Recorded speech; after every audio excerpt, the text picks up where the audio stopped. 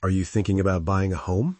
Before you sign that contract, there are some states where home ownership comes with significantly higher risks than others. I'm not here to tell you where you should or shouldn't buy because everyone's situation is different, but I am here to give you the facts so you can make an informed decision.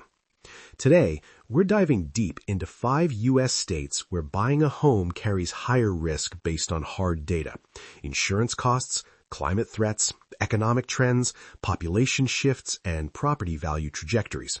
Stick around until the end because I'll also tell you what to consider if you're still thinking about buying in these areas. Let's get started. State number 1, Florida.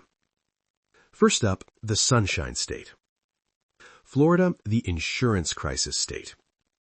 Florida has been a dream destination for retirees, families, and investors for decades. Beautiful beaches, no state income tax, warm weather year-round. But right now, Florida's real estate market is facing some serious headwinds. The insurance problem. This is the biggest issue. Home insurance premiums in Florida have skyrocketed.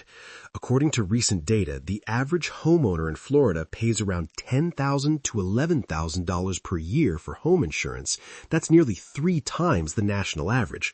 Some homeowners are reporting premiums of $15,000 or even $20,000 annually. Why? Multiple major insurance companies have either left the state entirely or stopped writing new policies. Companies like Farmers Insurance, AAA, and others have pulled out due to massive losses from hurricanes and the high cost of claims. The state-backed insurer, Citizens Property Insurance, has become the last resort for many homeowners, but it's overwhelmed and significantly more expensive. Climate risk. Florida faces increasing hurricane intensity and frequency. Hurricane Ian in 2022 caused over $110 billion in damage. Hurricane Idalia, Hurricane Nicole, the list goes on. Coastal areas face storm surge risk, and even inland areas aren't immune to flooding. Sea level rise is also a real concern for coastal properties. Miami, Tampa, Fort Lauderdale, these areas are increasingly vulnerable. Some climate scientists project significant portions of coastal Florida could face regular flooding within the next few decades. Property tax increases. Many Florida counties have raised property taxes to cover infrastructure repairs and improvements related to storm damage and climate adaptation. What looks affordable now might become much more expensive over time. The bright side. Florida still has strong job growth in certain sectors, no state income tax, and continues to attract people from high-tax states. Population growth remains positive overall. If you're buying in Florida, consider inland areas with lower flood risk, properties built to newer, stronger building codes, and whether you can truly afford $10,000 plus annual insurance premiums. The total cost of ownership, not just the mortgage. Bottom line, Florida isn't a never-buy state, but the insurance crisis is real and affects your monthly costs dramatically. State number 2, California. California, home to Hollywood, Silicon Valley, stunning coastlines, and some of the most expensive real estate in America. But buying here comes with unique challenges. Affordability crisis. The median home price in California hovers around $800,000 to $900,000 depending on the area, far above the national median of around $400,000. In desirable areas like San Francisco, Los Angeles, San Diego, and Orange County, you're looking at well over $1 million for a modest home. High prices mean larger mortgages, and even with good income, many buyers find themselves house poor, spending so much on housing that there's little left for savings, retirement, or emergencies. Wildfire risk. California has experienced devastating wildfires year after year. The Camp Fire, the Woolsey Fire, the Dixie Fire, entire communities have been destroyed. Areas in Northern California, the foothills of the Sierra Nevada, and parts of Southern California are in high fire risk zones. Just like Florida with hurricanes, California is seeing insurance companies pull out. Homeowners in fire-prone areas are struggling to get coverage, and when they do, it's extremely expensive. State fair access to insurance requirements, FAIR plans, are often the only option, and they're costly. High taxes. California has the highest state income tax in the nation, reaching up to 13.3% for high earners.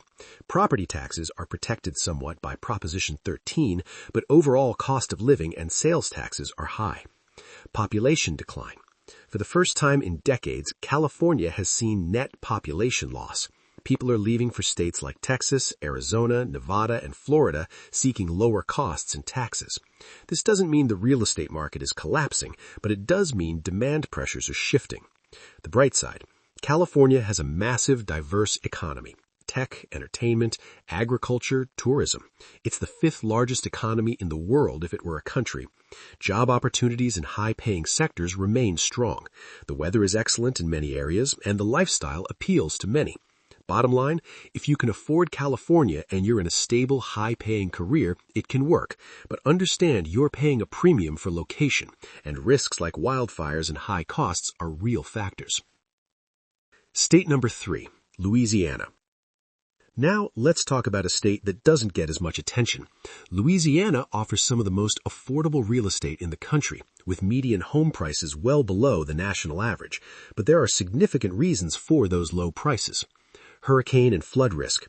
Louisiana is ground zero for hurricane impacts. Hurricane Katrina in 2005 devastated New Orleans. Hurricane Laura, Hurricane Ida, these storms have caused billions in damage. Much of Louisiana is at or below sea level, making flooding a constant threat. Flood insurance is often mandatory in many areas, and it's expensive. Between homeowners insurance and flood insurance, costs can rival or even exceed what you'd pay in other states, despite lower home prices. Coastal erosion. Louisiana is literally losing land. Coastal erosion is among the worst in the nation. Some estimates suggest Louisiana loses a football field of land every 100 minutes. Communities that were once inland are now coastal, increasing their vulnerability. Economic challenges.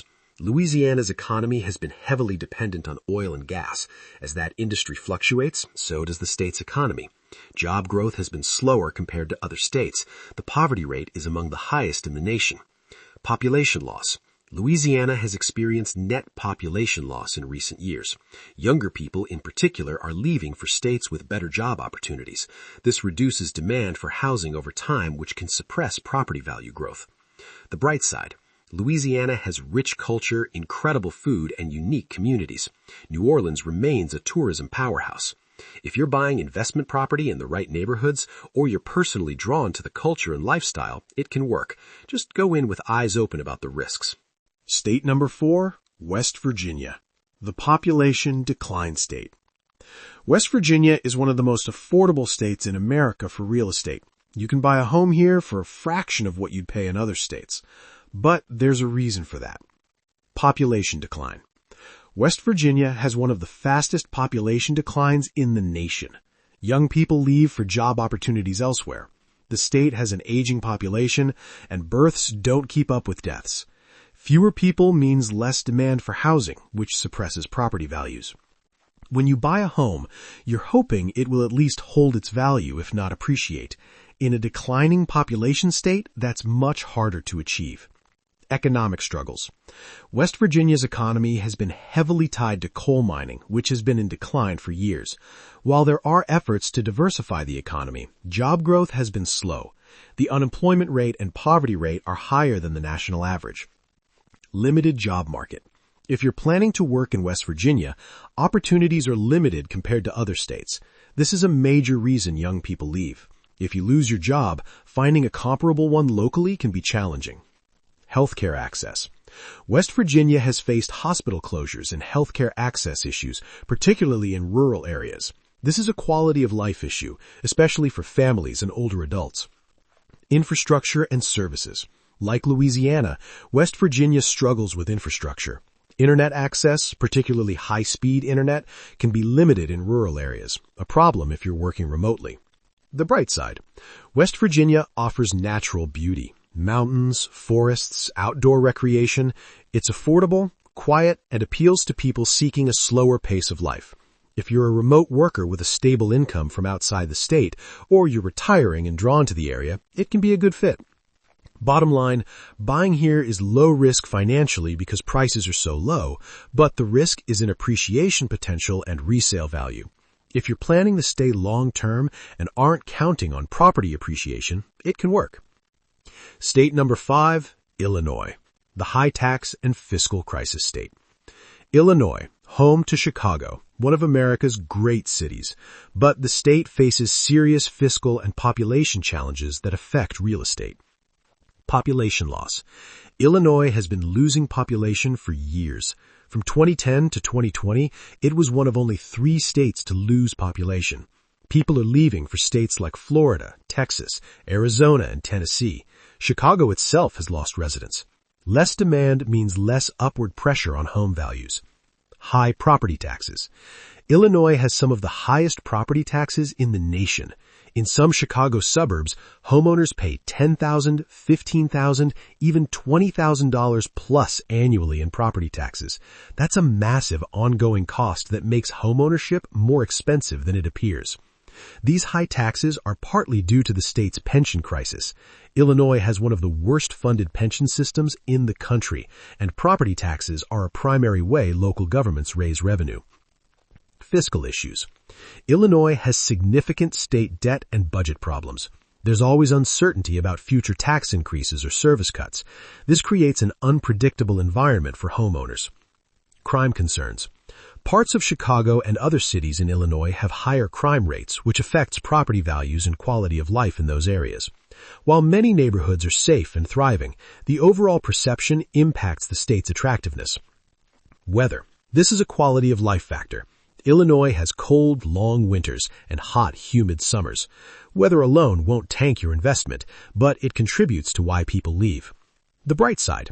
Chicago is a world-class city with culture, jobs, dining, and entertainment.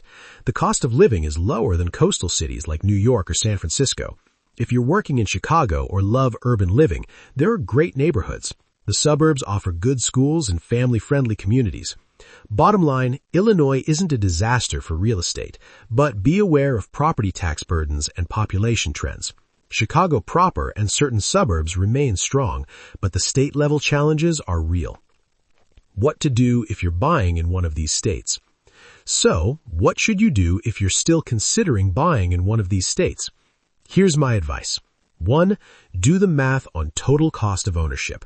Don't just look at the mortgage. Factor in property taxes, homeowners insurance, flood insurance if applicable, HOA fees, maintenance and repairs, utilities. A cheap house can become expensive fast when you add in these costs. 2. Understand your personal situation. Are you buying for the long term or short term? Do you have family or job ties to the area? Can you afford the risks specific to that state? Are you emotionally and financially prepared for potential natural disasters? 3. Research specific locations. Not all areas within a state carry the same risk. In Florida, inland areas are safer than coastal. In California, some areas have lower fire risk. Do hyper-local research. 4. Get multiple insurance quotes before you buy. Find out what insurance will actually cost you. Some buyers are shocked when they find out after closing. 5. Consider renting first. If you're moving to one of these states, consider renting for a year to understand the area, costs, and lifestyle before committing to buying. 6. Work with local experts. Real estate agents, insurance agents, financial advisors who know the local market can provide invaluable insights. 7. Have an emergency fund. If you're in a state with natural disaster risk, have 6 to 12 months of expenses saved. You need to be able to handle unexpected repairs or evacuations. Look, I'm not here to scare you. Real estate is personal, and what's right for one person isn't right for another. But knowledge is power. If you're aware of the risks, you can plan accordingly and make a smart decision. Florida, California, Louisiana, West Virginia, and Illinois all have unique challenges that make homeownership riskier or more expensive than in other states, but they also have benefits. Job opportunities, lifestyle, culture, affordability that might make them the right choice for you. The key is to go in with your eyes open. Do your research, run the numbers, talk to locals, and make the decision that's best for your family and your financial future. If you found this video helpful, please give it a thumbs up and subscribe to the channel. Drop a comment below and let me know. Are you considering buying in any of these states, or do you already live there? I'd love to hear your experience. Thanks for watching, and I'll see you in the next video.